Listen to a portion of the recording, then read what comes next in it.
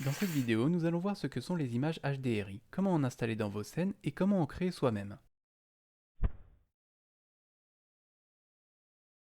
HDRI signifie High Dynamic Range Imaging, soit imagerie à grande plage dynamique. En d'autres termes, c'est un ensemble de procédures qui consiste à produire une image riche en informations, contenant plus de 8 bits de données par pixel, généralement 16. Simplement dit, une image HDRI peut déployer une plus grande gamme de couleurs que les images communes dites LDR, Low Dynamic Range, à gamme dynamique basse. Dans le milieu de la 3D informatique, on utilise le terme HDRI pour désigner un peu plus qu'une image haute définition. C'est un panorama dont la richesse des informations et couleurs vont être exploitées pour produire lumière et reflets variés, naturels et réalistes, en plus d'offrir un arrière-plan. Si l'arrière-plan est de couleur unie, la luminosité renvoyée sera invariable. Cela produit en conséquence des reflets ternes. Avec un HDRI installé, vous aurez des éclairages plus riches, produits en fonction des informations de la texture. Pour chaque pixel du HDRI, correspondra une donnée d'éclairage projetée sur les objets de votre scène. Vous pouvez télécharger des HDRI sur internet. La source la plus intéressante est certainement HDRI Haven, qui en propose gratuitement et sous licence CC0, autrement dit, sans droit d'auteur et donc avec la possibilité de les utiliser légalement dans toutes vos productions, commerciales ou non.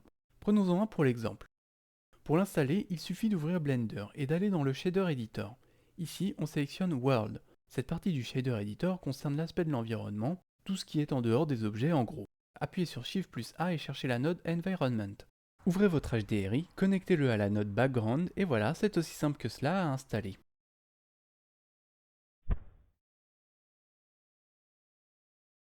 Il est possible de créer ses propres HDRI.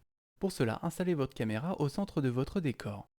Sélectionnez Cycles comme moteur de rendu en allant dans l'onglet Render. Suivi, les paramètres de la caméra ne sont pas pour le moment assez sophistiqués. Dans l'onglet Output, Sortie, changez également les dimensions de votre image. Un HDRI doit toujours avoir des dimensions en longueur de 2 fois la hauteur. Sélectionnez la caméra et allez dans l'onglet Object Data. Dans le sous-menu Lens, en face de Type, sélectionnez Panoramique. Et en face de Panorama Type, sélectionnez, ce qui est la norme pour un HDRI, Equirectangular. Faites votre rendu, puis dans la fenêtre de rendu, allez dans le menu Images et cliquez sur Save As. Sélectionnez ici Radiance HDR comme format de sortie de votre fichier, enregistrez et voilà le travail.